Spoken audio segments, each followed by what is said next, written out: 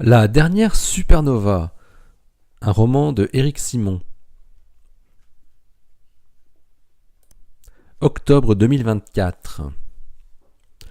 Le compte à rebours égrène ses dernières secondes. Tout est ok, les indicateurs sont tous au vert. Les gars sont prêts. Plus que 10 secondes. Il faut se souvenir de toutes les instructions, sans faille. Toute la procédure, rien que la procédure. 5 secondes. On y va, ça y est. 3, 2, 1. Ok, mise à feu. La sensation de l'accélération est toujours aussi impressionnante. Les corps se retrouvent plaqués au siège baquet. La tête fixée bien droite dans le casque, sans pouvoir la tourner ne serait-ce que de 10 degrés pour voir Josh et Erin. Elle va durer 30 secondes, et puis ce sera l'orbite basse. Et viendront ensuite les manœuvres, se souvenir de la procédure. Ne rien oublier. Il y a l'examen au bout, et Craig, comme ses deux collègues, n'a pas le droit à l'erreur. Tous les trois veulent plus que tout au monde être sélectionnés et sont prêts à endurer tous les tests et toutes les répétitions qu'il faudra pour entrer dans le Graal de tout apprenti astronaute. Le simulateur dans lequel ils ont pris place il y a plusieurs heures maintenant est une réplique parfaite de la capsule. Le rendu de l'accélération est vraiment impressionnant, sachant qu'il est uniquement produit par une rotation à grande vitesse et la force centrifuge de cette sorte de grand manège. Craig a encore du mal à s'y habituer, et pourtant il le faut. Il faut que l'accélération écrasante devienne une sensation habituelle, il le sait. Un voyant est rouge. Oh non, encore! Défaut moteur principal. On s'éjecte les mecs, fin de la partie pour aujourd'hui, l'entraînement est terminé. Craig, Josh et Erin se détendent enfin. L'accélération décroît lentement, ils sentent leur poids retrouver peu à peu sa valeur normale. Eagle, votre éjection a été enregistrée 1 seconde et demie trop tard, vous êtes neutralisé. Ok, contrôle reçu. 1 seconde et demie, j'y crois pas. On est mort les mecs, lance Josh. Attends, 1 seconde et demie. Bah ouais, mais qu'est-ce que tu crois? Il t'a manqué une demi-seconde? Pourquoi ils nous ont encore mis un défaut moteur? On en a encore eu un hier, c'est pas notre point faible pourtant. La preuve que si, puisqu'on est KO. Faut réagir plus vite, Craig. Faudrait presque garder ta main droite juste au-dessus du bouton d'éjection. Ouais, je vois bien, je suis à peu près sûr que j'étais en train de penser à autre chose quand le voyant s'allumait. Bah, ça suffit à nous cramer, ouais, je suis désolé les gars. Une fois le sas ouvert, le technicien entra dans la capsule pour aider les 3 apprentis astronautes à enlever leur casque et à s'extraire de leur baquet. L'examen final était dans maintenant moins de 3 mois, et d'ici là, les séances de simulateur allaient se multiplier. Toujours avec des surprises, c'était le scénario normal de cette dernière phase d'entraînement. Être prêt pour l'imprévu. Craig, Josh et Erin étaient arrivés à peu près à la même époque à l'Institut Galactics Mars Explorer, il y a un peu plus d'1 an déjà. Craig avait toujours rêvé de Mars. Il était maintenant dans la dernière ligne droite, la dernière sélection qui verrait choisi les 80 premiers astronautes de la compagnie, et parmi eux se trouveraient les 2 équipages de 5 hommes et femmes de la première mission vers Mars. Ils étaient encore près de 454 à s'entraîner dur pour passer le dernier examen dans quelques mois. Ils connaissaient maintenant presque tous les moindres recoins du module Antares et chaque sous-menu du logiciel de contrôle, mais il pouvait leur arriver encore de mourir par manque de réflexes, comme ce matin. Pour l'instant, le planning n'avait pas trop bougé, la mission Mars Explorer 1 était toujours prévue pour décoller en juillet 2029. Egon Scumm tenait beaucoup à cette date, exactement 60 ans après le premier pas sur la Lune, soit 2 générations, un beau symbole. C'était donc dans 5 ans maintenant, ça allait venir très vite.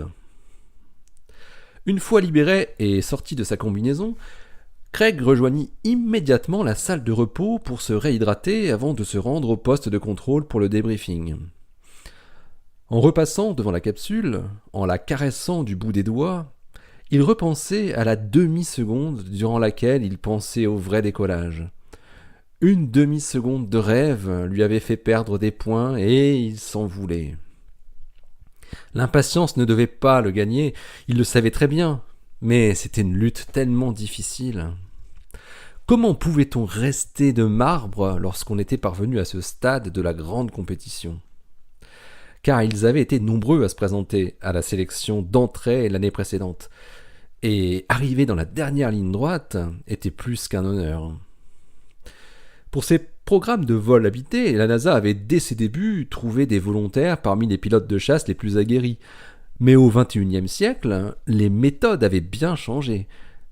Galactix n'était pas la NASA, et la compagnie ne recrutait absolument pas sur le critère de l'expérience de vol en avion de chasse ou autre. Tout homme ou femme physiquement apte pouvait théoriquement devenir astronaute. Il fallait avoir d'autres qualités et pas des moindres. Le critère psychologique avait une importance toute particulière. Une dextérité extrême était également demandée, et la mémoire était un point essentiel, car il valait mieux connaître parfaitement les centaines de pages de divers manuels des systèmes du Antares si on voulait sortir du lot. Enfin, l'état de santé général était sans doute le point le plus important. Seuls les candidats n'ayant jamais été malades dans les 10 dernières années pouvaient prétendre à entrer à l'Institut GXME. Craig March faisait partie de ces individus que rien ne semble pouvoir atteindre, pas même un simple rhume.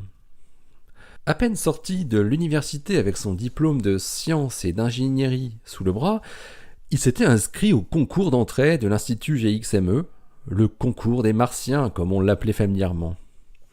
Galactix avait besoin d'astronautes et il y avait beaucoup de volontaires.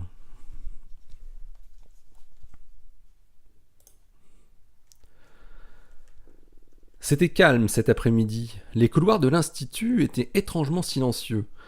Christina était plutôt habituée à fermer la porte de son bureau pour éviter le bruit venant du fond. Elle venait de se plonger dans un nouveau jeu de données qui venait d'arriver la veille. La quantité à traiter était énorme. Il ne l'avait pas épargné cette fois-ci. Mais ce n'était pas la quantité de travail qui lui faisait peur, plutôt l'absence de données. De ce côté-là, IceCube 2 était une bonne expérience. Au moins, on détectait toujours quelques neutrinos d'où qu'ils proviennent. Ce n'était pas comme les particules de matière noire qui ne s'étaient jamais montrées et pour lesquelles Christina n'avait traité que du bruit de fond pendant de nombreuses années.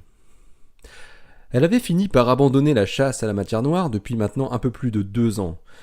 Elle y était restée tout de même 9 ans en tout, jusqu'à ce que la majorité de la communauté n'y croie vraiment plus.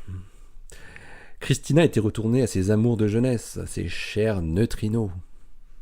L'Institut de physique de l'INFN de Milan, où elle travaillait maintenant, avait un groupe de recherche de 5 ou 6 chercheurs et ingénieurs qui avaient intégré la grande collaboration internationale IceCube.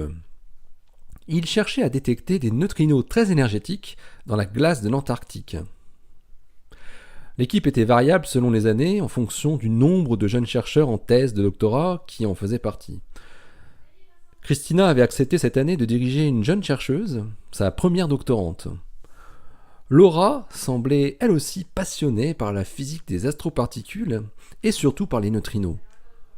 Sa thèse avait débuté officiellement 1 mois auparavant, mais elle poursuivait en fait son sujet de stage de recherche de master sur la même thématique de l'analyse des données de IceCube 2. Elle n'avait vu aucune coupure entre son travail de master et son travail de thèse. Laura était une travailleuse, sérieuse et curieuse, tout comme l'avait été Christina 17 ans avant lorsqu'elle était dans sa position.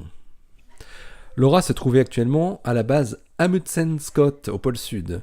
Elle était arrivée là 3 semaines avant, après un voyage de plus de 72 heures. Christina lui avait raconté le périple qui l'attendait.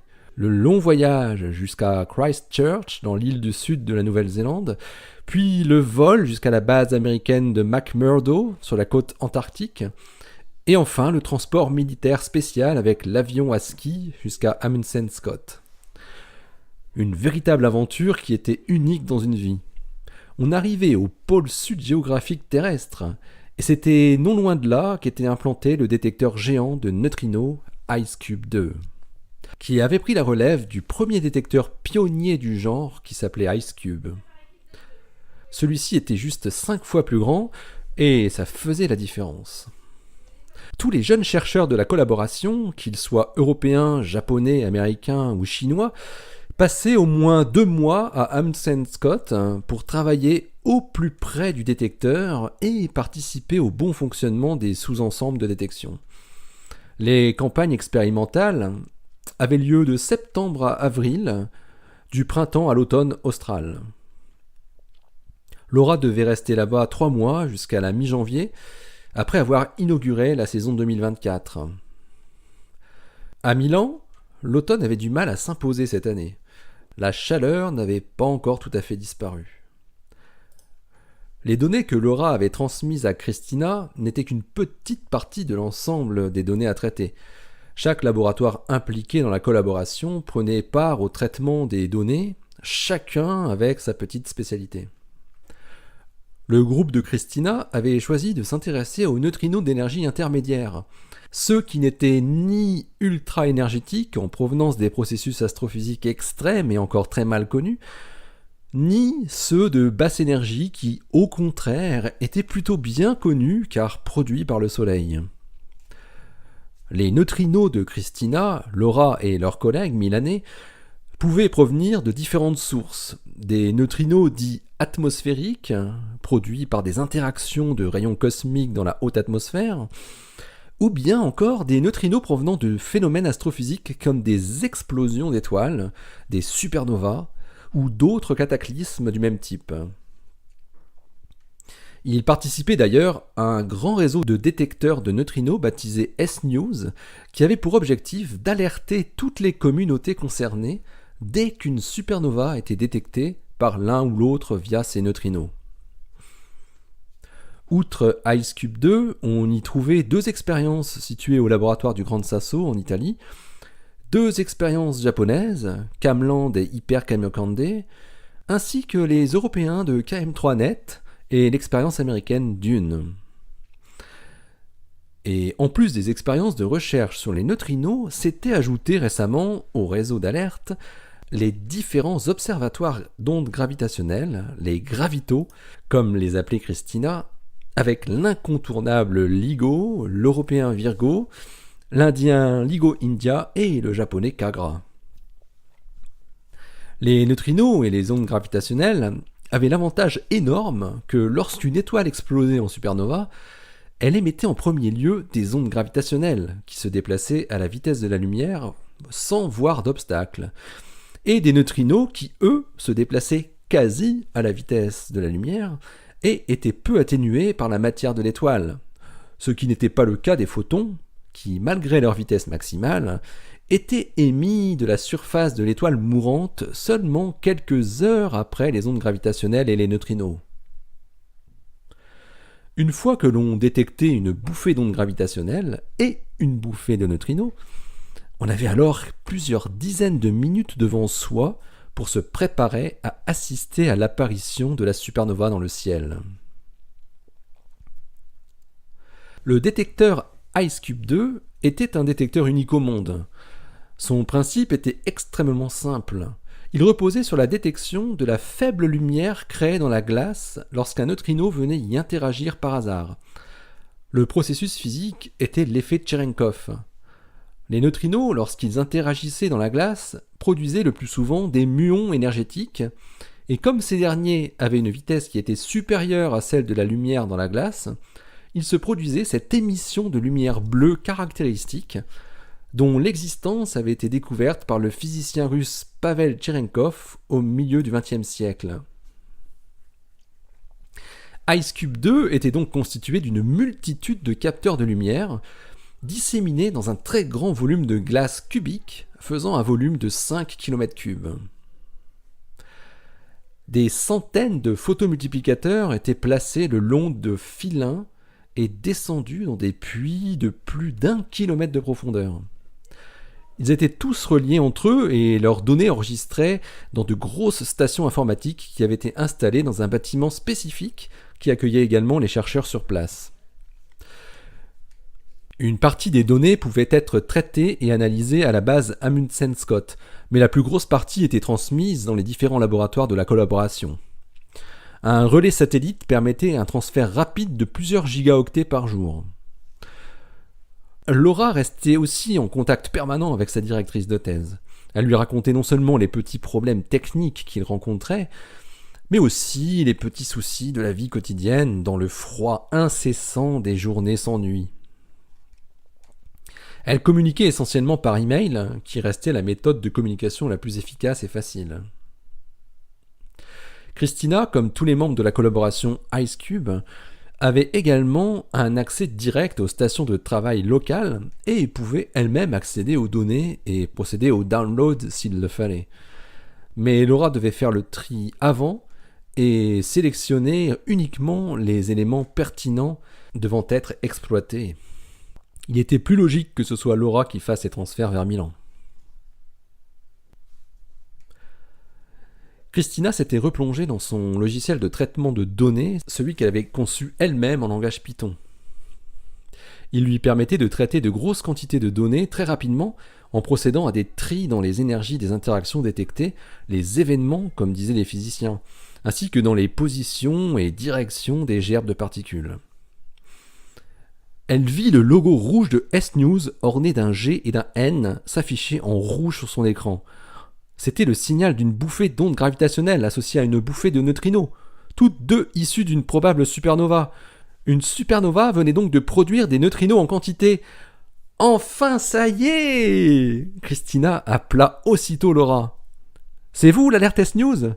T'es au courant que tous les interféromètres ont vu un train d'ondes gravitationnelles typique de supernova? Comme ils l'ont tous vu en coïncidence avec un signal super clair, ça veut dire qu'elle est tout près. Vous avez dû voir un feu d'artifice, non? Rassure-moi, tout est ok pour vous? Laura hurlait dans le téléphone. Ouais, c'est délirant, ça a duré plus de 300 secondes, ça n'arrêtait pas. On a des milliers d'événements, une bouffée énorme, c'est trop génial, c'est trop génial. Christina ressentit un long frisson dans le dos. On a déclenché l'alerte de notre côté dès la fin de la bouffée. Ne t'en fais pas, tout était nominal, hein. Toutes les lignes étaient ok. Bon, sauf une, hein, toujours la même. Mais bon, ça ira, on l'a tout enregistré. 300 secondes. Mais c'est une chance inouïe, tu sais. Envoie-moi les datas au fur et à mesure qu'elles arrivent, hein, s'il te plaît. Comme ça, on gagnera du temps pour l'analyse. Oh la vache. Alors ça y est, on a une supernova proche pour de vrai. 300 secondes, c'est énorme. C'est sûr qu'elle est dans la Voie lactée. Putain, ça y est. Je veux voir les datas le plus vite possible. Même si c'est long à télécharger, je les regarderai au fur et à mesure que ça charge. Continue à surveiller ce qui arrive, hein. On sait jamais ce qui peut se passer. Oh, c'est fou. Je vais appeler les Japonais pour savoir ce qu'ils ont vu. Je te rappelle ce soir. Ok, je lance le téléchargement tout de suite. Il est quelle heure à Milan? Demanda Laura. À 18h35. Ouais, je sais ce que tu penses. Ouais, il fait déjà nuit. Et en plus, le ciel est dégagé. Ah, j'ai une chance de folie. Je vais peut-être la voir apparaître en direct. Tous les observatoires du monde doivent déjà être sur le pont, hein. On est en train de vivre un moment exceptionnel, tu te rends compte? Ouais, Vénarde, je suis dégoûté de pas pouvoir voir ça. Avec ce soleil 24 heures sur 24. Mais toi, tu as vu arriver la bouffée de neutrinos en direct. J'aurais bien aimé être à ta place, tu sais. Mais bon, surveille quand même ton ciel. Pour l'instant, on n'a pas d'indication de direction, mais elle sera peut-être visible chez toi et pas chez nous. Et si elle est vraiment proche, tu pourrais voir quelque chose en plein jour. Regarde les données de S-News, hein. Les gravitos mis ensemble devraient fournir une direction assez précise normalement. Avec une bouffée pareille, s'ils n'arrivent pas à donner la direction unique, ça m'étonnerait beaucoup.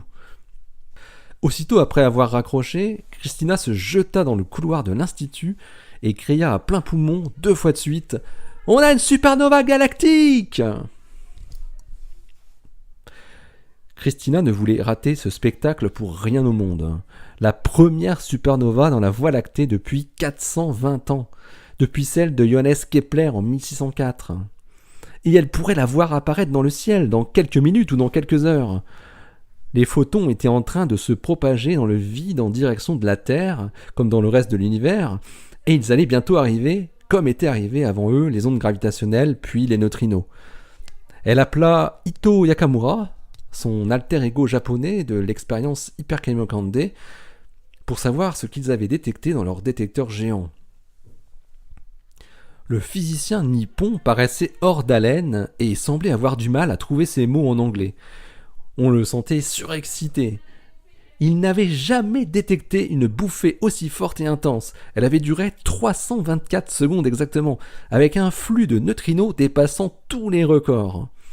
Le nombre d'événements enregistrés était considérable, plus de 100 000.